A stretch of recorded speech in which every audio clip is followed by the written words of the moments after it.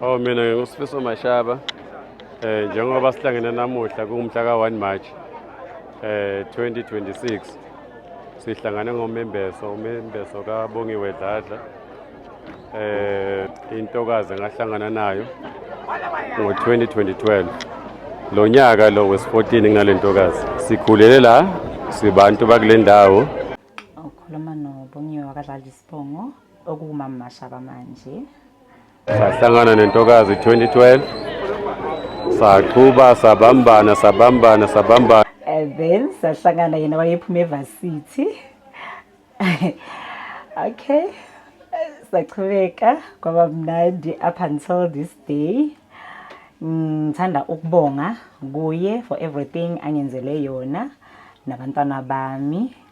Ngiyamthembisa ngizomthanda kuze kube phakade. Nakwathi 2023 ngeza kibo ngazovela ukuvela kwami bak-accepta. Then njengoba sengithi namuhla ngiyicedela intokazi, ngiyayiqedela ke namuhla umembeso le. Abaningi bathi ngumshado, akuwona umshado lo. Lona nje umembeso kujatshuliwe. Okay, namhlanje usuku lami lomshado noBaba Mashaba. Abaningi bathi ngumshado, akuwona umshado lo. Lona nje umembeso kujatshuliwe. Ngosuku lomshado ngiyathembisa ukuthi angeke kufane nalokho. Izinga ngiyabona ukuthi kwanamuhla liphezulu, kodwa ngosuku lomshado liyoba phezulu kakhulu lezinga. Engahlangana naye ngo-2012 mhla ka-22 September.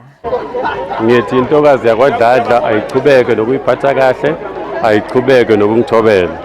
Ingithobele yonke lo mnyaka, ayingathi-ke mase seyifike kulezinga manje lokuthi-ke na sengiyimbesile bese seyiyashintsha. Ngithi ingumkami, ngiyayithanda, nginey'ngane ezimbili nayo. Ngiyafisa-ke nalokuthi iqhubeke nalokuthi-ke niyiphathe kahle, iqhubeke nokungithobela njengomyeni wayo. Ingibekezelele intombazane emaphutheni, angifuni nje ukuqamba amanga, kodwa ayiqhubeke futhi ingibekezelele. Angisho ukuthi-ke na ngokuzayo mhlampe ngisazophinde ngiyindlulise lapho engiyidlulise khona, kodwa nje ngithi sengiyoyicoca le ngikwenzayo kuyakhomba ukuthi ngiyindoda, kuyakhomba ukuthi sengikhulile, kuyakhomba ukuthi sengishintshile. Engikubonga kakhulu ukuthi ingamukele ngale ndlela engingiyo ukuze nje sifike namuhla sibe la sikhona khona ukubekezelelana. Akusike ukuthi emaphutha zange abakhona, maphutha abile khona, kodwa saba nendlela ukuthi-ke nasiwalungise emaphutha. Okubalulekile ngulokuthi-ke nasiyathandana, uthando lukhona, because yonke into othandweni eyenza ukuthi-ke libe impumelelo ngulo thando nalo kubekezelelana, ngilo elenza ukuthi-ke na impilo ihambe iye phambili.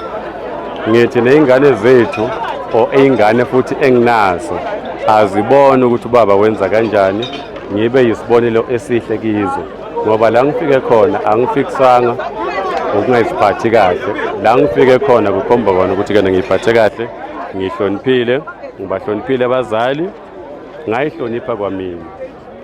Njengoba ngishilo ukuthi-ke nganguthisha esikolweni, ngafundisa, ngabona ukuthi angidalelwanga lento umsebenzi, kodwa ngidalelwe lento ukuthi ngizisebenze. Njengoba namuhla sengizisebenza-ke, amabhizinisi akhula aya phambili. No, ngiyabonga. La ngikhona khona-ke angibongi nje amandla ami kuphela, ngizobonga amandla or ngizobonga umndeni wami ongikhulisile, ngibonga umama, ngibonga ubaba, ngibonga umalume, umndeni wonke nje wakithi la ngikhona khona.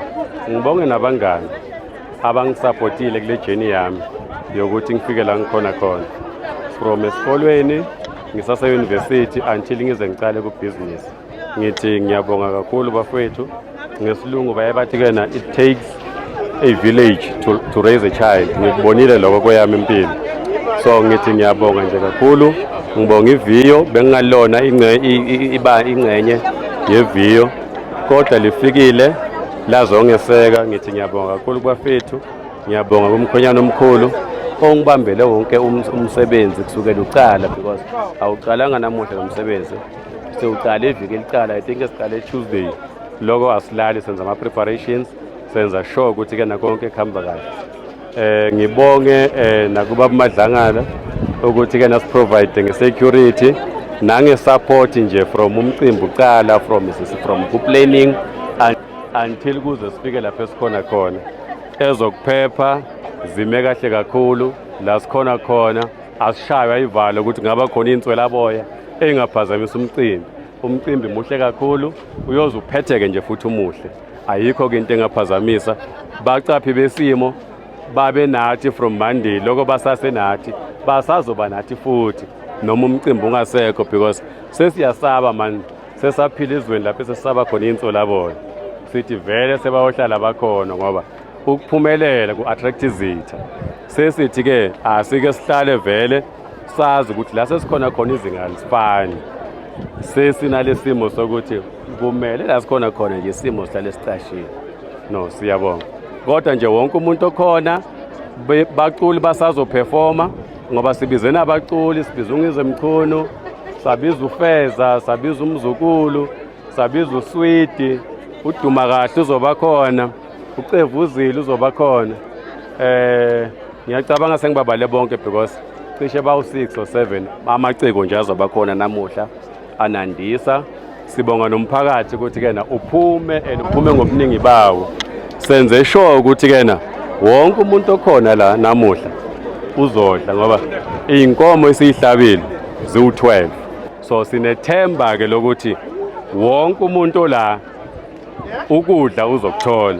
Senze sure lapho ukuthi asikwazi ukubiza abantu sithi sesibabizile abantu bese sebahamba bangadlanga. So wonke umuntu nje ola ukudla uzokuthola. Mangabe sesisemalayinini bantu bangatatazeli, bantu bangaphushani, inyama ikhona yiningi, inkomo esiyihlabile ukuthi umphakathi wakithi abantu abazosupporta namuhla badle ziwu-12. So sinethemba ukuthi-ke nakonke kuhamba kahle. Ngibonge futhi ne-team yami esebenzela mina, i-company yami i-GTM Finance, from all the branches. Ngine-branch eFeni, ngine-branch eNhlazatshe, eNaspoti naseGoli. iGoli lehlile leza special lazela lo mcimbi. Ngithi ngibonga kakhulu wonke nje odlala iqhaza kulo mcimbi ukuthi-ke na ube yi-success. Ngithi ngibonga kakhulu, asizilutho ngaphandle kwenu. Sithi sibonga kakhulu, siphakamise izandla. Ngithanda ukubonga kakhulu kumndeni wami ngokuthi angithande ngeqiniso, angenzele yonke into eyayisifiso sami iphumelele. Kwakuyisifiso sami-ke ukuthi mhla ngishada kube khona ama-artist, especially awomaskandi engangimthanda kakhulu kunabo bonke kwakuwuFeza. So ugcine yena asangi-edela even more. Okay, ama-artist wethu esizoba nawo usuku uFeza, uMzukulu, uSwidi, uDuma noCevu Uzile, and then u-MC wethu namhlanje uNgizwe Mchunu ozosiphathela uhlelo lethu losuku. Ngakufuna umuntu o-vibrant man, umuntu ozoyenza umcimbi wami ube mnandi. So sithe masihlala phansi sibonisana sabona ukuthi uNgizwe Mchunu umuntu esimpreferayo sobabili.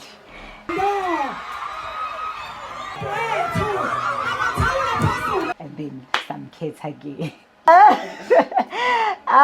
Ichunu uyalazi lihlezi lidelela.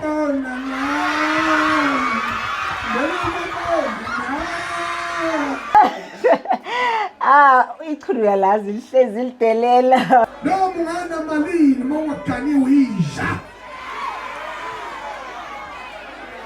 Indoda eqotho uyibona ngokuthatha umfazi.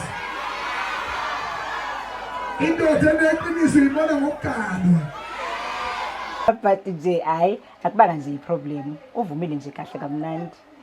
Ingakho nje naye izolo ufikile kwaba mnandi, ufike nje happy futhi. Ngiyathemba futhi ukuthi nosuku lethu uzohamba kamnandi. Njengoba mina nami nishumayela ivangeli ukuthi ngiyahlanya. Eyishembe. Ngakufuna umuntu o-vibrant man, umuntu ozoyenza umcimbi wami ube mnandi. So sithe masihlala phansi sibonisana sabona ukuthi uNgizwe Mchunu umuntu esimpreferayo sobabili. Ngiyahlanya khona. Kodwa ayikakhulu.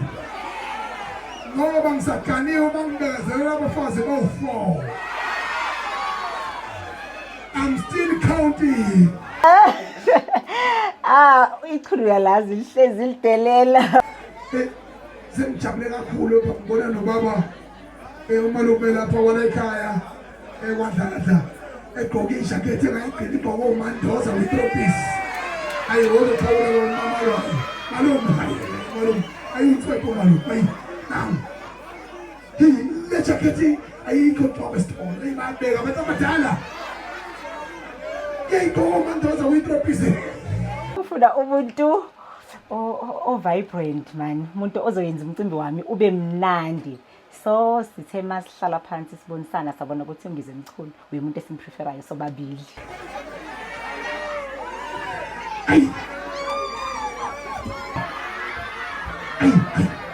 So ngiyabona ngimshaya ihlombe bakwethu. I-trophies. Baba siyabonga ukuthi baba gqoke le jacket lana evuselela ikwayito leyadala. Ichulu yalazi lihlezi lidelela but nje hayi akubanga nje iproblem. Uvumile nje kahle kamnandi. Ingakho nje na izolo ufikile kwaba mnandi. Ufike nje happy futhi. Ngiyathemba futhi ukuthi nosuku lethu uzohamba kamnandi.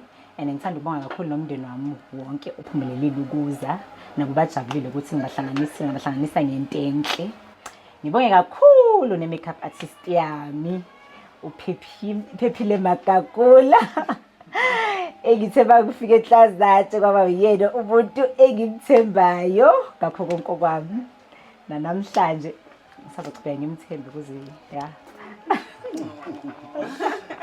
Ama guest wami ngifuna azi ukuthi angiphoxekanga ukuthi ngibe la. Kube isifiso sami nomyeni wami ukuthi siyenze lento. So yikho sigcine siyenza namhlanje ngiyayibona iyaphumelela noma usuku lethu sasengakaphelanga but iyaphumelela nekusahamba kahle. Even amalungiselelo wethu bewa right throughout nje up until this day konke kuhamba kahle. As for abashuthi bami indaba enkulumile kufike nomyeni wami ngelokho bengikhona emshadweni wa Baba Mavuso last year October. Okay, bekukuhle kakhulu. So wathi yena nathi masithathe bona. Savumelana because sasiu-attende sobabili umshado sabona imangalisa abazenza lapha. Sanibonani nonke emphakathi walapha kithi endaweni yase Mayflower. Cha, ngingumfo kaNhlabathi mina la kulolo lizwe. Lapha undaba enkulu senginikezile ukuthi angikhulume ukuthi lensizwa ngiyayazi yini. Cha, umfo kaMashaba siyamazi bafowethu. Insizwa yalale kulelizwe lakithi sikhule nayo kwakuhle nje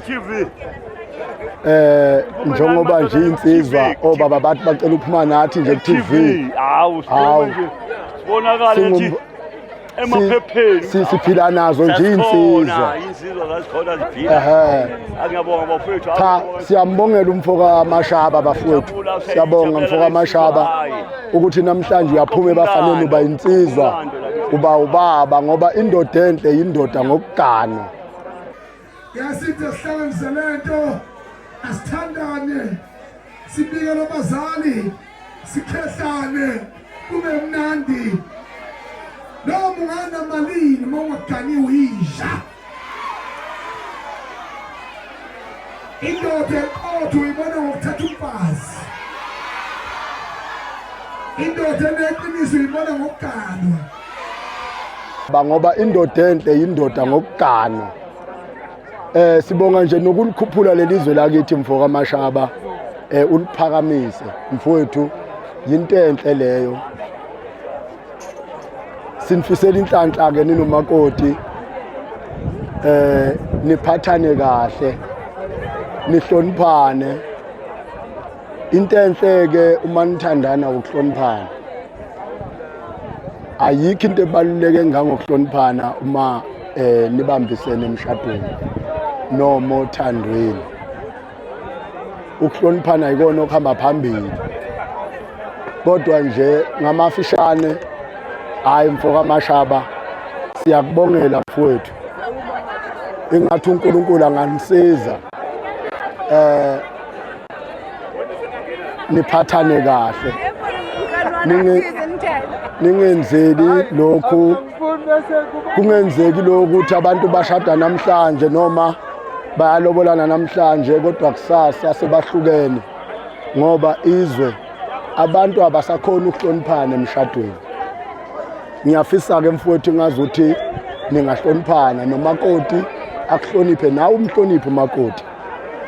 Yinto enhle leyo ekuhloniphaneni. Hlonipho nje into enkulu.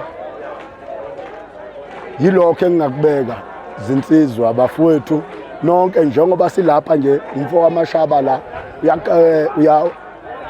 uyembesa la kwaDladla. Yilokho engingakubeka abafowethu siyabonga. Lapha ke indaba enkulu mfowethu la kwaDladla la kuganwa khona noma la kwembesa khona insizwa yakwaMashaba uSifiso lapha kwaDladla komakoti. Ngokuqonda kwami ngicabanga ukuthi makusukwa la kuyobe kuphelele ngoba kuwumembeso. Kusazofika isigaba la khona umakoti asuka la kwaDladla ke asayogana noma yocaca le kwaMashaba. Kodwa manje nje sesigabeni la khona umfowethu embesa khona kwaDladla ke la kusema4 kwaDladla. Indaba enkulu kwaDladla nje la sikwaDladla nje la ema4 mfowethu la iMiflawa ezweni lakithi. Sanibonani. Hayi kufishano kwami njengensizwa nje zaseMpumalanga sijabulela ukubona imvunulo kubantu bakithi ezweni lakithi esabelweni. Singama Nazaretha ke siyakujabulela uma ngabe abantu bezazi ukuthi bangobani ngoba uShembe usifundisa ukuthi asizazi ukuthi singobani kuqala ande ukuba sazi uNkulunkulu. Manje uyabona njengoba ngibona nomkhonyane emuhle kanje ngathi uzokhomba manje ngathi uzothi wesihambi mawungesabi uzobelethwa uThixo. Ngiyathemba ukuthi ngokuvela kwalemvunulo enhle kanje nomembeso ke kubantu ke akusekuningi ukwenza izinto zakithi. Umembeso nje thina sikubiza ngokuthi abayeni ke la eMpumalanga njoba kuzophelela ngapha kubuka kwamakoti. Akusekuningi ukulobola bakwethu. Manje siyajabula abantu abakhulu njengoba uMashaba endaweni bekubeka ezingeni ukuthi singobani isintu sethu sihambaphi. Siyakujabulela kakhulu lokho singama Nazaretha.